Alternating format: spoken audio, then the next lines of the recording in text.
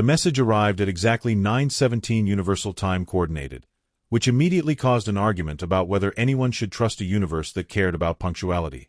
The transmission bypassed satellites, firewalls, and 3 interns named Daniel, appearing simultaneously on every screen in the chamber. It did not flicker. It did not buffer. It simply existed, as if it had always been there and everyone had been late to notice. "By the authority of the Valari Dominion," the woman said, "I invoke the right of concluding challenge." Someone spilled coffee. Another person whispered that this was why they hated live briefings.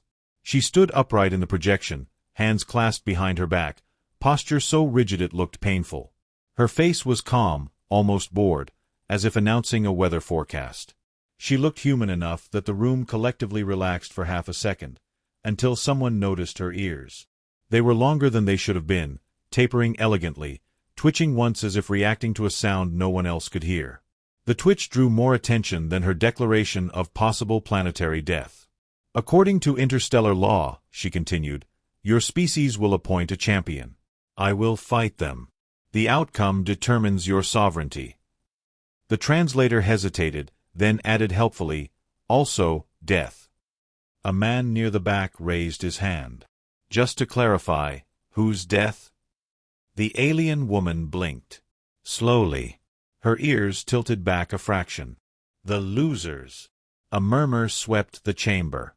Words like unacceptable, historic, and absolutely not were exchanged with impressive speed. Someone asked whether this was a metaphor. Someone else asked if lawyers were allowed to fight. The woman waited, her patience visibly thinning, ears twitching again, this time in a way that suggested irritation rather than acoustics. "This is a misunderstanding," the Secretary General said, smiling with the expression of someone who had smiled their way through 4 wars and 1 disastrous karaoke incident. "We don't usually solve disputes with ritualized violence." "Then you should," the woman replied. "It is efficient." She stepped forward, the projection sharpening unervingly. "I am undefeated. This will be brief." The translator rendered brief as mercifully short, which did not help. When the transmission ended, the room erupted. Committees were proposed. Objections were raised. Someone suggested unplugging everything and pretending the universe had gone quiet again. Through it all, one man remained silent, mostly because he was trying to figure out why his tablet had automatically filled in a form labeled Champion Consent. He was not a soldier. He was not enhanced. He had once fainted during a flu shot. His greatest physical achievement involved carrying groceries without making 2 trips. Yet the system, having interpreted his accidental tap as agreement, now displayed his name in large, comforting letters. Across the city, in a structure grown rather than built, the alien woman removed her ceremonial gloves and exhaled. Her ears relaxed slightly. First contact always went like this. Panic. Confusion. Humorless resistance. Humans, at least, were consistent. She accessed preliminary data, scanning profiles, probabilities, potential champions. 1 file blinked. Average height. No combat record. Elevated stress markers. An unusual habit of making jokes under pressure. She frowned. "This one," she muttered to the empty room. Her ears twitched again, this time not with irritation, but something dangerously close to curiosity. He found out he was the champion because his phone started vibrating like it was trying to escape reality. At first he ignored it. Vibrating phones were not his problem anymore. That was a lesson learned after 3 missed meetings and 1 very angry supervisor. But this vibration had a rhythm to it, deliberate and insistent, like someone knocking from the inside. When he finally looked, the screen had turned an alarming shade of red and displayed a message that did not belong to any known application. "Congratulations. You have been selected." "No," he said aloud, to an empty hallway. "Absolutely not." The message updated. "Please report to the transfer platform. Failure to comply may result in global consequences." He stared at the words, waiting for the punchline. None arrived. His phone emitted a polite chime, as if apologizing for the inconvenience of possible extinction. By the time he reached the platform, escorted by people who were far too calm about the situation. He had gone through all 5 stages of panic twice and briefly invented a 6th that involved bargaining with fictional deities. The platform hummed softly, light bending in ways that made his eyes water. Someone handed him a wristband that immediately tightened. "What does this do?" he asked. The technician smiled the way people do when they don't want to answer. "Tracks you across dimensions." "Of course it does." The world folded. That was the only word for it. Not spinning, not collapsing, folding, like reality had decided to pack itself more efficiently. When the sensation stopped, he was no longer on Earth, which he deduced quickly because gravity felt slightly judgmental and the air smelled faintly metallic, like a coin you weren't supposed to lick. She was already there. She stood with her hands behind her back, posture rigid, eyes fixed on him with professional disinterest. Up close, she was even more unsettlingly normal. Same proportions. Same expressions. Same faint look of someone evaluating whether a meeting could have been an email. And then there were her ears, long and elegant, angled slightly back as if listening to something beyond him. "You are late," she said. He checked his wrist. "I crossed space-time without dying. I feel like that earns me a minute." Her ears twitched. He noticed. She noticed him noticing. "I am Valari," she said. "You are incorrect." "That's fair. I get that a lot." She circled him once, slow and deliberate. He resisted the urge to spin with her, like a confused microwave plate. "You do not match your species' combat profiles," she said. "I've been saying that. You are smaller than projected." "Rude. You have no visible enhancements." "I drink vitamin water sometimes."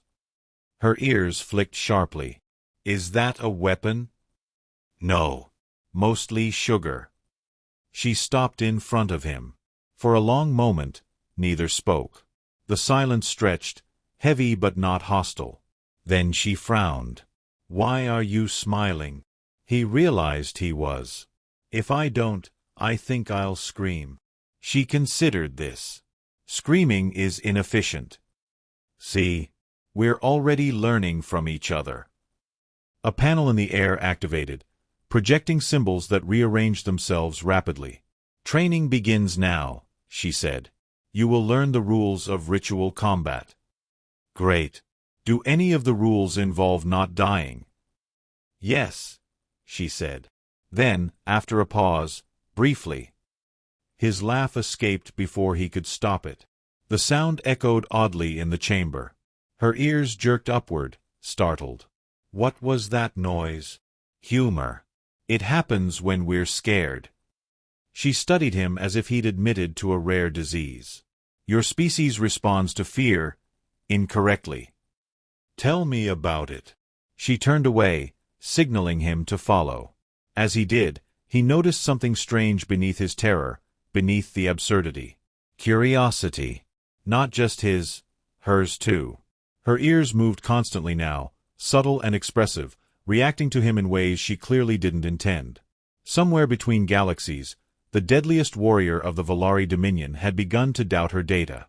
And somewhere inside him, a man who had never volunteered for anything dangerous realized that surviving this might require more than courage.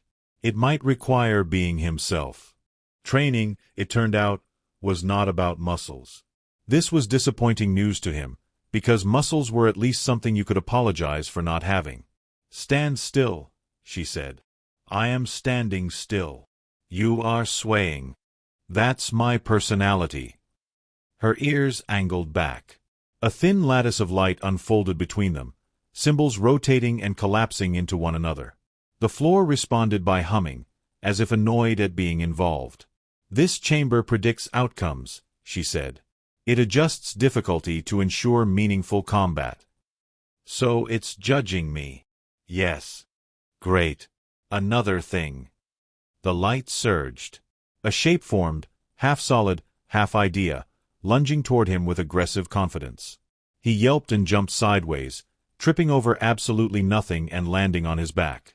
The construct stopped. Silence. She stared down at him. "Why did you fall?"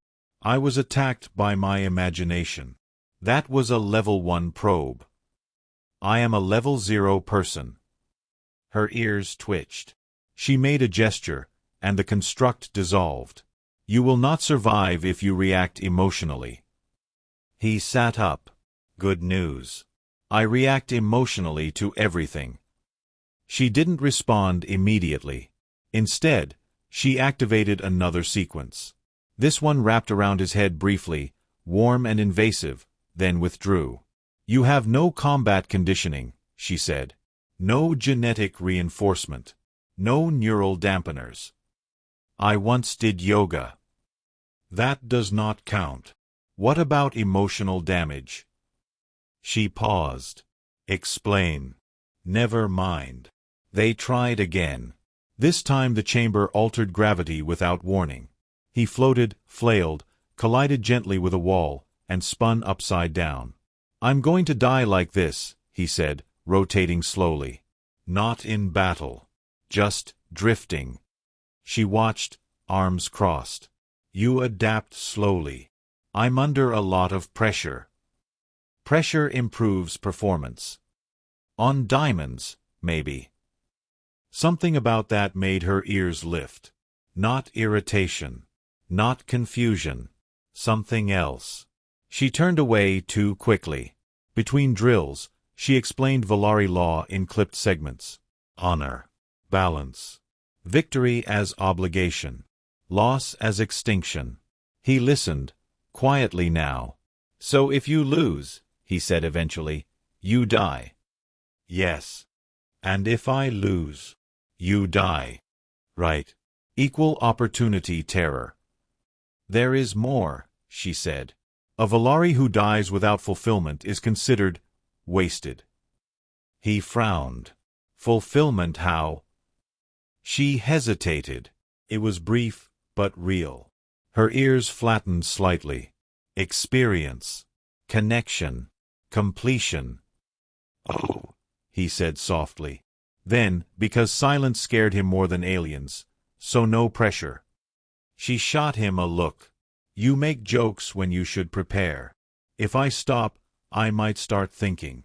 That would be beneficial. They trained until time blurred. He learned to read the chamber's rhythm. To fail less dramatically. To anticipate without panicking. She corrected him relentlessly, but not unkindly. Sometimes she laughed, short, surprised sounds she clearly hadn't meant to make. Once, he caught her watching him when she thought he wasn't looking. What? He asked. You are inconsistent, she said. Your fear spikes, then stabilizes. Your humor interferes with prediction. Sorry. It's a flaw. No, she said slowly. It is unusual. Later, as the chamber dimmed, she stood beside him instead of across from him. You are not what I expected, she said. Same. Her ears flicked, almost embarrassed. Rest. Tomorrow will be harder. Great, he said. I'll bring my fear. She turned to leave, then stopped. And your jokes, she added. He smiled.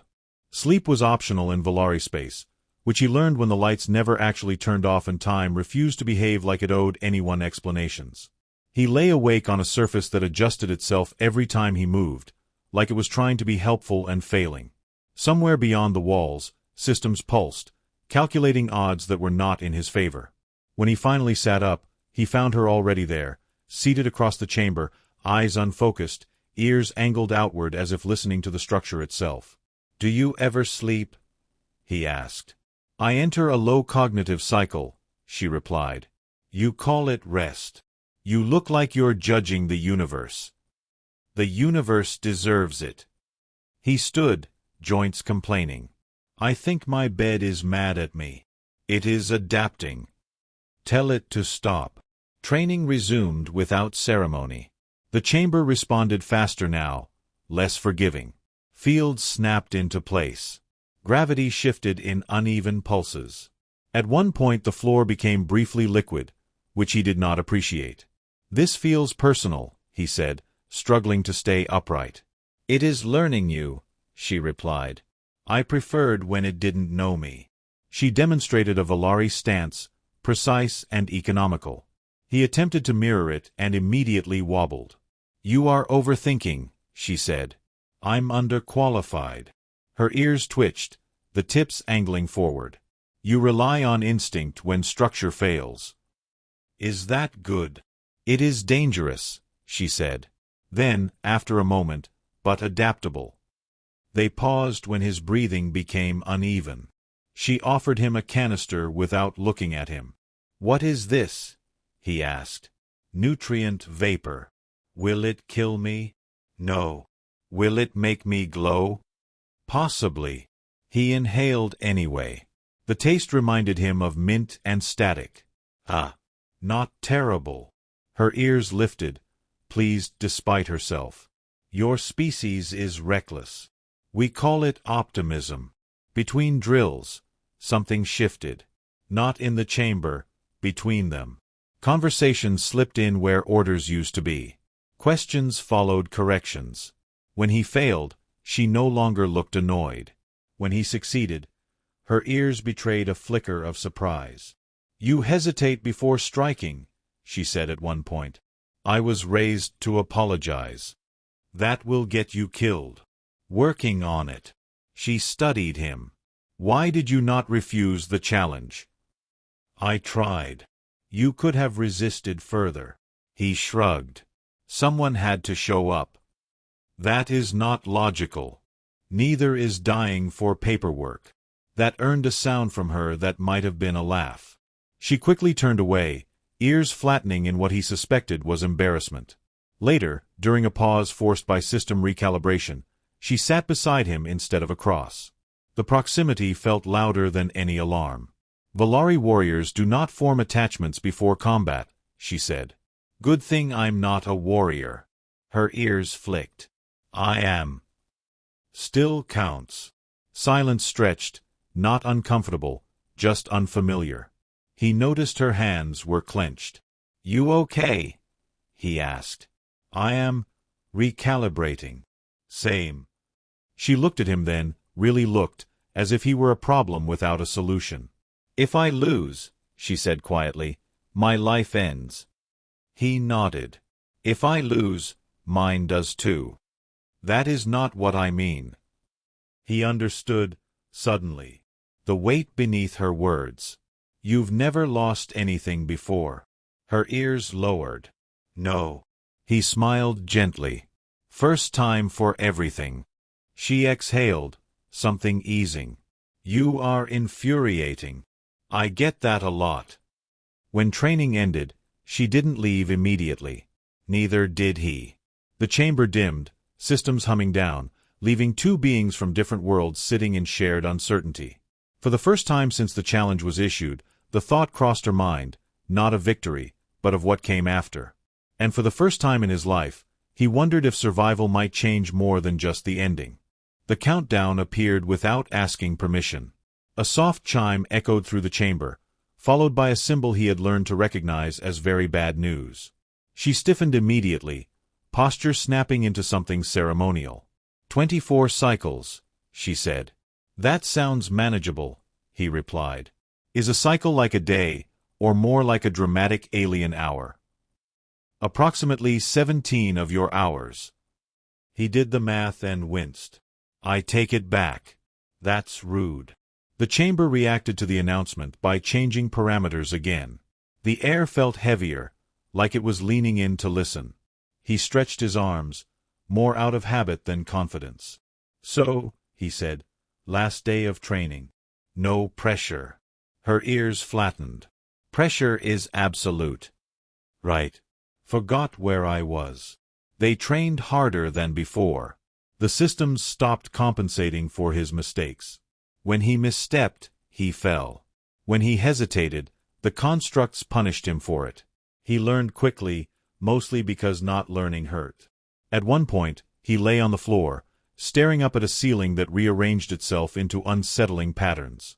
"Am I improving?" he asked, breathless. "Or is the room just bored of killing me?" "You are improving," she said. "Marginally." "I'll take it." She hesitated, then deactivated the chamber entirely. The sudden quiet felt wrong, like someone had muted reality. "There is something you must understand," she said. "That usually means I won't like what comes next. Valari law is precise," she continued. "A warrior who dies without completion is considered dishonored." He sat up. "You mentioned that before. Fulfillment, right?" "Yes. And you don't get much time for that in warrior school." Her ears flicked sharply. "It is discouraged. So what counts as fulfillment?" She didn't answer immediately. For the first time since he'd met her, she looked uncertain. Her hands tightened at her sides. "Connection," she said at last. "Experience. Acknowledgement." "Oh," he said softly. "Then, because this was him, we're really bad at scheduling that." Her ears lifted despite herself. "You mock something serious." "I cope." She studied him, searching for something. "You are not afraid right now." "I am," he said. "Just differently." The silence stretched again, thick but not awkward. She stepped closer, close enough that he could feel the faint warmth radiating from her, the subtle hum of whatever energy sustained her people. "This is illogical," she said. "That's kind of my brand." Her ears twitched, betraying her nerves. "If I lose tomorrow, everything ends." He swallowed. "Then today matters." She looked at him, really looked, as if seeing him not as an opponent or anomaly, but as a choice. Something shifted between them, not dramatic, not explosive, just inevitable. "This would violate protocol," she said. "I've been violating protocols since I was born." A corner of her mouth twitched. "You are insufferable. Yet here we are." What followed was not heroic or cinematic. It was awkward, tentative, punctuated by pauses where one of them checked whether the other was still breathing or had misunderstood something fundamental about interspecies interaction. At one point, she stopped entirely. "Is this acceptable?" she asked. He laughed softly. "Define acceptable." Her ears flicked, then relaxed. When it ended, there was no thunder, no cosmic revelation, just two people sitting quietly, sharing space that felt different than before. She touched her ears absently, as if noticing them anew. "I understand now," she said. "Understand what?" "Why fulfillment is dangerous." "Because it gives you something to lose?" "Yes." He nodded. "Welcome to humanity." Later, as systems reactivated and the countdown resumed, she stood again in her warrior's posture, but something had changed. Her ears no longer angled back in constant readiness. They moved freely now, expressive, alive. "Tomorrow," she said, "I will fight you." "Tomorrow," he agreed, "I'll probably panic." She allowed herself a small smile.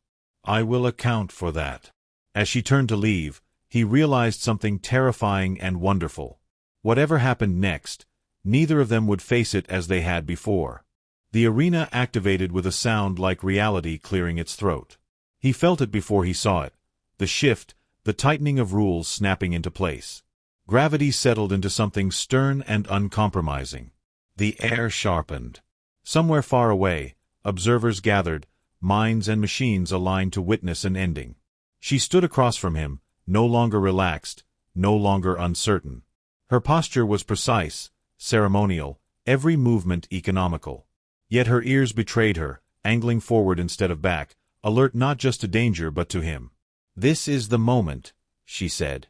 "Good," he replied. "I was worried it might sneak up on me." The signal pulsed. She moved first. Not fast, inevitable. Space bent around her as she closed the distance, her strike guided by algorithms older than his planet's written history. He reacted without thinking, stepping where the chamber nudged him, not to attack but to avoid being removed from existence. "That was rude," he said, narrowly missing a blow that would have ended everything. "You are alive," she replied. "Focus." "I am focusing. On not dying." The arena adapted instantly. Constructs emerged, probability fields flickering, forcing choices he didn't have time to consider. He stumbled, rolled, came up laughing breathlessly. "Is laughing part of your strategy?" she demanded. "No," he said. "But it helps." Her next strike slowed. Just a fraction. Enough. He noticed. He hated that he noticed. "You're hesitating," he said. "I am calculating," she snapped, then corrected herself mid-motion, redirecting a blow that would have shattered him. The observers murmured. Systems recalibrated aggressively. The arena did not like mercy. Energy flared. The floor shifted. He lost balance, caught himself, then did something profoundly stupid. He spoke. "You don't have to do this," he said. "I do," she answered, voice tight. "Do you?" Her ears flattened. The chamber surged, punishing the pause. She countered on instinct, disarming him of a weapon he barely knew how to hold. He landed hard, breath leaving him in an undignified sound. She stood over him. This was the end. Instead, she stepped back. Gasps rippled through the observation net. "You will stand," she said quietly. "I will not win like this." He pushed himself up, heart pounding. "You realize this is terrible strategy." "I am aware." They circled now, not opponents but contradictions. Every strike she pulled created openings he didn't know how to exploit. Every moment he survived confused the predictions further. "Your algorithms are screaming," he said. "Yes," she admitted. "They do not understand choice." The arena escalated again, desperate. Gravity inverted. Time stuttered. He lost orientation completely, laughed despite himself. "Okay," he said. "That's new."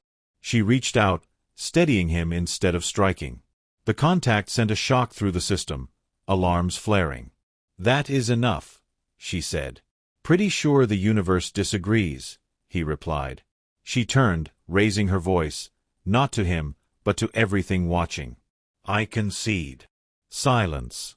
Then chaos. Systems froze. Observers erupted.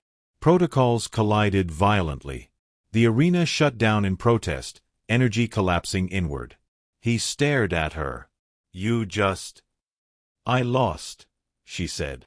Her ears lifted, free, unafraid. By choice. The ground stabilized.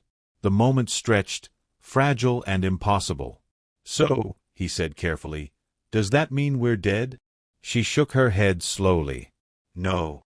Somewhere, far beyond them, laws broke. And neither of them moved, afraid that breathing might undo it. Nothing happened for a very long moment, which was somehow worse than everything exploding. He waited for alarms, gravity failures, spontaneous disintegration.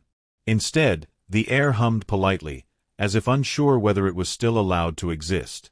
She remained standing, calm in a way that suggested she had already accepted several impossible outcomes and was prepared to be disappointed by all of them. "So," he said eventually, "on a scale from 1 to very bad, how illegal was that?" Her ears tilted, listening, not to him, but to the storm of signals flooding the space around them. "There is no scale for this." "That feels ominous." The arena dissolved piece by piece, not collapsing but disengaging, like a machine that had decided to resign. The observers did not leave. Their presence pressed in from everywhere at once, a weight of attention rather than force. A voice emerged, layered and fractured, as if several authorities were speaking through one throat. "Valari Champion, you have violated right protocol." She inclined her head. "I am aware. You have forfeited victory." "Yes." "You have conceded life right." "Yes." He raised a hand. "Quick clarification. Life right sounds permanent." The voice paused. Human speaker not recognized. "Worth a shot." The air shimmered as legal constructs unfolded, equations colliding with exceptions. Valari law was elegant, ruthless, and utterly unprepared for someone choosing to lose on purpose. "She has fulfilled the right," one layer insisted. "She has not completed termination," another countered. "She has transferred sovereignty through concession." Concession without defeat is invalid. Defeat was declared. By whom? By the champion. Silence again, tense and confused. Her ears flicked with something dangerously close to satisfaction. He leaned toward her. Are you enjoying this? A little. You're terrifying. The voice returned, strained now. Valari champion, state your condition. She straightened. I am alive. I am fulfilled. I am no longer bound. That word rippled outward, triggering reactions he couldn't see but could feel. Systems recalibrating, assumptions failing. The concept itself caused instability. Fulfillment does not negate consequence, the voice said. No, she agreed. But it complicates it. The chamber shifted, revealing a new space that felt less like an arena and more like a waiting room designed by someone who hated chairs. He found himself seated anyway, which suggested the furniture had opinions. So, he murmured, what happens to you now? She considered. Stripping of rank. Exile from command. Observation status. House arrest, but with better technology. Yes. And me. You, she said, glancing at him, ears lifting slightly, are a problem. Again, that's fair. The voice addressed him directly this time. Human champion. Your species' autonomy stands.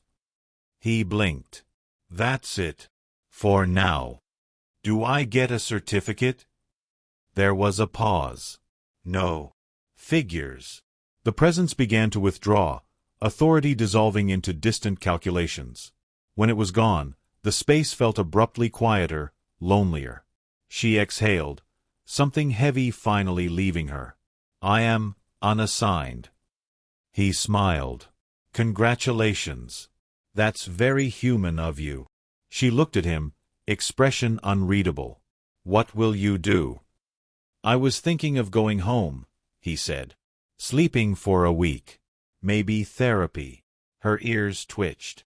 I cannot return. Then, he said gently, maybe you come with me. That stopped her. Earth is chaotic, she said. You'd fit right in. She studied him for a long moment, then nodded once. I will require guidance. Great, he said. First lesson, we don't usually settle arguments with death matches. Her ears lifted, amused. Disappointing. As the space folded again, softer this time, he realized something had shifted permanently, not just between them, but across worlds. And for the first time since the message arrived at 9:17 Universal Time Coordinated, the universe felt slightly less hostile. Still ridiculous, but manageable. Earth greeted them with rain, which he felt was appropriate. It always rained when something historic happened, mostly because Earth had a flair for drama and poor timing. She stood beside him on the arrival platform, perfectly still, ears angled outward, overwhelmed by the sheer volume of noise. Traffic. Voices. Machines arguing with one another in beeps and hums. Her fingers twitched as if expecting gravity to change its mind. This planet is loud, she said. We call that culture. Security surrounded them immediately, weapons lowered but present, faces torn between awe and exhaustion.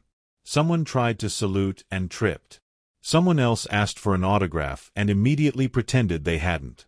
So, he said quietly, welcome to not being executed. She exhaled. I am still adjusting. Adjustment turned out to be complicated. Valari observers hovered invisibly at first, then less invisibly, then finally admitted defeat and filed the entire situation under unprecedented human nonsense. Earth governments argued over jurisdiction, housing, and whether an alien warrior technically needed a driver's license. She watched it all with fascination, ears twitching at every raised voice. You argue like you fight, she observed one evening. That's democracy. It seems inefficient. It is. But no one dies. Usually. She learned quickly. Too quickly, according to several analysts who did not enjoy being outpaced by someone who had learned sarcasm in under a week. She learned humor by accident, delivering perfectly timed remarks without realizing they were jokes. He learned patience, something he had never needed before, and courage that didn't rely on panic to function. One night, Sitting on a rooftop watching satellites pass like quiet thoughts, she spoke without looking at him. "I no longer hear the combat algorithms," she said. "That sounds good. It is unsettling." He nodded. "You get used to the quiet." Her ears angled toward him. "You are different." "I fought an alien death champion and lived," he said. "I'd be disappointed if I wasn't." She considered that. "You hesitate less now. Still terrified. But you choose anyway." That was true. He noticed it then, the way fear no longer decided for him. He still joked, still deflected, but underneath it all was something solid. Voice. Valari Command eventually made contact one final time. No threats. No ultimatums. Just acknowledgement. Her exile stood. Humanity's autonomy remained intact. Relations were cautiously curious. "She will be monitored," the voice said. "She will be fine," he replied. "We're very good at breaking monitors." When the connection ended, she seemed lighter. "What will you do now?" he asked. She tilted her head, ears lifting thoughtfully. "Learn. Experience. Possibly complain." "Excellent plan." She smiled, not the careful, practiced expression of a warrior, but something unguarded. "And you?" He looked out at the city, chaotic and alive.